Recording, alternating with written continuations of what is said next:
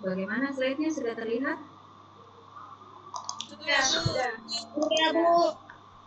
Oh, ya. Baik, terima kasih. Assalamualaikum warahmatullahi wabarakatuh. Waalaikumsalam warahmatullahi wabarakatuh. Salam sejahtera untuk kita semua. Syukur kita ucapkan, kita panjatkan kepada Allah Subhanahu wa Ta'ala atas nikmat kesehatan dan kesempatan yang diberikan, sehingga pada siang hari ini kita masih tetap semangat untuk melaksanakan kegiatan kita. Tak lupa pula salawat dan salam kita kirimkan kepada junjungan kita Nabi besar Muhammad Sallallahu Alaihi Wasallam yang telah mengajarkan kita, membawa kita dari zaman ketidaktahuan hingga kita sekarang berada di zaman yang semakin hari semakin canggih. Lalu pula saya ucapkan banyak terima kasih kepada Sivitas UMS Universitas Muhammadiyah Rapang dan juga Universitas Muhammadiyah Lampung atas kesempatan yang diberikan kepada kami untuk memberikan materi pada webinar kali ini. Saya rasa tidak usah terlalu panjang ya, kita langsung saja ke materi. Adapun materi saya pada hari ini, sebelum memperkenalkan diri, nama saya Fitri Anika, SPDSD. Saya seorang guru SD yang mengajar di SD Negeri 19 Angkajene. Nah, untuk materi saya pada sore hari ini, siang menjelang sore, yaitu gaya bahasa dalam menulis puisi. Gaya bahasa adalah cara khas menyatakan pikiran dan perasaan dalam bentuk tulis atau lisan, menurut Mulino 1989. Nah, sedangkan menurut Habib Yasin, gaya bahasa adalah perihal memilih dan mempergunakan kata sesuai dengan isi yang mau disampaikan. Dan menurut Nata Wijaya 1986-73, gaya bahasa adalah pernyataan dengan pola tertentu sehingga mempunyai efek tersendiri terhadap pemerhati atau pembaca dan pendengar. Dalam puisi, penyair berusaha menyampaikan ide, perasaan, dan pikirannya dengan menggunakan bahasa yang dibuat sedemikian rupa sehingga tampak indah dan penuh makna. Oleh karena itu, untuk dapat membaca puisi dengan baik, memahami, memaknai, menganalisis, dan mengajarkan puisi, kita harus memahami gaya bahasa tersebut. Nah, jenis-jenis gaya bahasa yaitu ada 4. Yang pertama, gaya bahasa perbandingan, kemudian gaya bahasa penegasan, gaya bahasa sindiran, dan yang terakhir gaya bahasa pertentangan. Kita bahas satu persatu, mulai dari yang pertama, gaya bahasa perbandingan.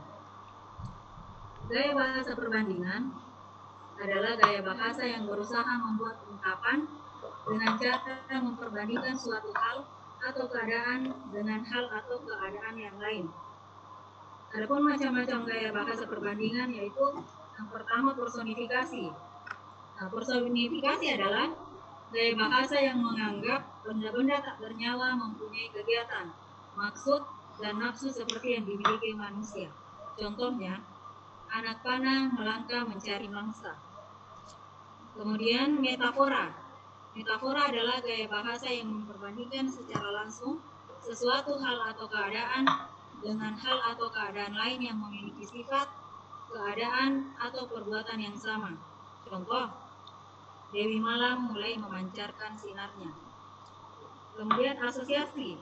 Asosiasi adalah perbandingan suatu benda yang sudah disebutkan sehingga menimbulkan asosiasi atau tanggapan dengan benda yang diperbandingkan itu. Biasanya dinyatakan dengan kata bagai, seperti laksana, bak, dan sebagainya. Contoh, hidupnya seperti hidup kehilangan kemudi. Gaya bahasa selanjutnya yaitu metonimia. Metonimia adalah gaya bahasa yang menyamakan sepatah kata atau nama yang memiliki hubungan dengan suatu benda lain yang merupakan merek perusahaan atau perdagangan, atau menyatakan langsung menyebut namanya.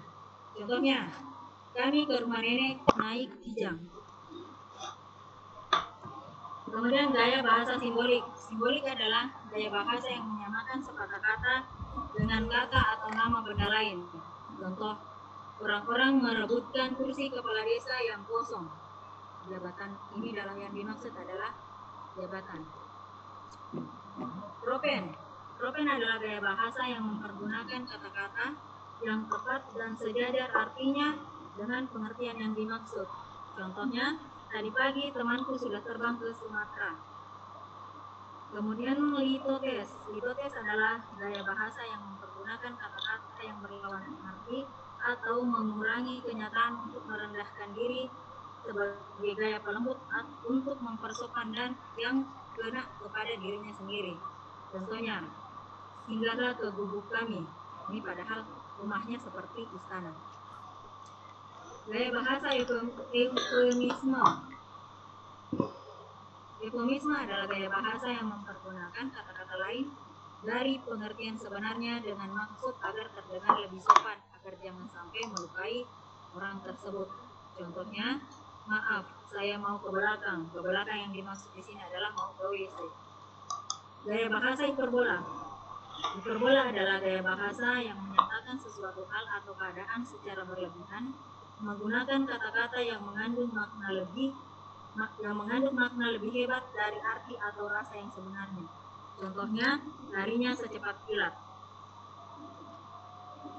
Sinekdose. Ini sinekdose terbagi atas dua lagi. Ada pars pro toto, yaitu gaya bahasa yang menyebutkan keseluruhan atau sebagian, namun yang dimaksud untuk keseluruhan. Contohnya, kalau ke pasar, belilah 3 ekor ayam. Kemudian yang kedua itu totem pro parte, yaitu gaya bahasa yang menyebutkan keseluruhan untuk sebagian, namun yang dimaksud untuk keseluruhan. Contohnya, desa itu diserang wabah flu burung. Kemudian lanjut, gaya bahasa alusio adalah gaya bahasa yang memakai ungkapan, kiasan atau peribahasa yang sudah lazim dipakai orang. Contohnya, hidupnya seperti telur di ujung tanduk. Antonomasia. Antonomasia adalah gaya bahasa yang menyebutkan nama orang dengan sebutan lain sesuai dengan ciri fisik dirinya atau watak orang tersebut, atau menyatakan sesuatu dengan menggunakan kata majemuk posesif. Contohnya, apakah si gendut sudah makan? Yang terakhir dari bagian gaya bahasa perbandingan yaitu periphrasis. Periphrasis adalah gaya bahasa yang dipakai dalam rangkaian tuturan secara keseluruhan. Contohnya, si jago merah telah pergi, tinggal asap menyapu reruntuhan di pasar minggu. Nah, gaya bahasa yang kedua yaitu gaya bahasa penegasan. Gaya bahasa penegasan merupakan gaya bahasa yang berusaha menekankan pengertian suatu kata atau ungkapan. Gaya bahasa penegasan ini dibagi lagi atas beberapa. Yang pertama, pleonasme. Pleonasme adalah gaya bahasa yang menjelaskan sebuah kata yang sebenarnya tidak perlu dijelaskan lagi karena sudah jelas pengertiannya. Contohnya, mereka mundur ke belakang. Sudah mundur, otomatis ke belakang. Kemudian yang kedua, gaya bahasa paralelisme. Paralelisme adalah gaya bahasa yang menyatakan sesuatu dengan perulangan kata atau kelompok kata di depan atau di belakang. Contohnya, ia cantik, cerdas, penuh pengertian, dan memiliki segalanya yang diperlukan oleh seorang lelaki. Gaya bahasa repetisi. Repetisi adalah gaya bahasa yang mengulang sepatah kata atau kelompok kata beberapa kali dalam kalimat yang berbeda. Contohnya, bukan harta, bukan pangkat, bukan kecantikan, melainkan budi bahasalah yang menarik perhatian itu. Tautologi. Tautologi adalah gaya bahasa yang mengulang sepatah kata atau sekelompok kata beberapa kali dalam sebuah kalimat. Contohnya, disuruhnya aku bersabar, dan terus bersabar. Klimaks. Klimaks adalah gaya bahasa yang menyatakan beberapa hal berturut-turut makin lama, makin hebat, atau makin memuncak. Contohnya, rakyat di kampung, di desa, di kota mengibarkan sangsaka.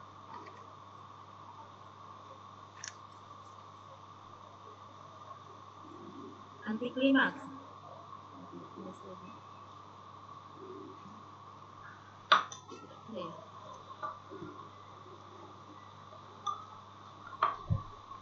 Anti klimaks adalah gaya bahasa yang menyatakan beberapa hal berturut-turut. Makin lama makin melemah artinya. Contohnya, jangankan berdiri, duduk, bergerak pun aku tak bisa. Asidenton. Asidenton adalah gaya bahasa yang menyatakan sesuatu dengan perincian tanpa kata sambung, atau menyatakan beberapa hal berturut-turut tanpa memakai kata penghubung. Contohnya, coba angkal selimut untuk kamu hitam.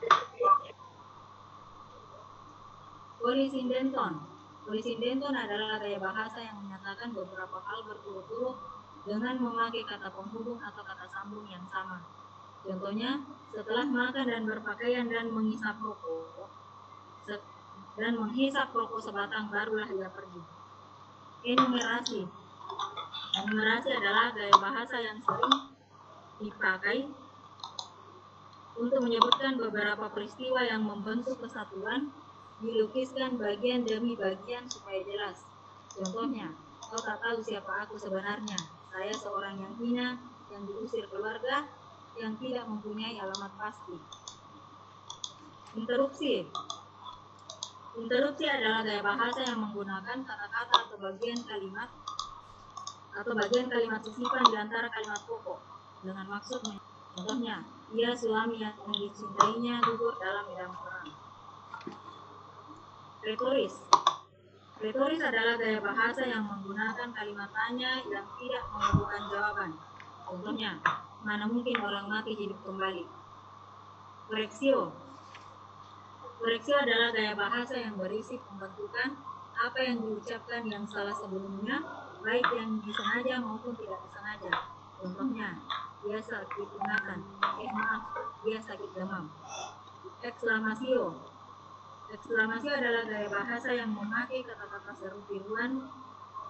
Gaya bahasa yang memakai kata-kata seru tiruan bunyi untuk menegaskan maksud. Contohnya, aduhai indahnya pemandangan ini. Yang terakhir, elipsi.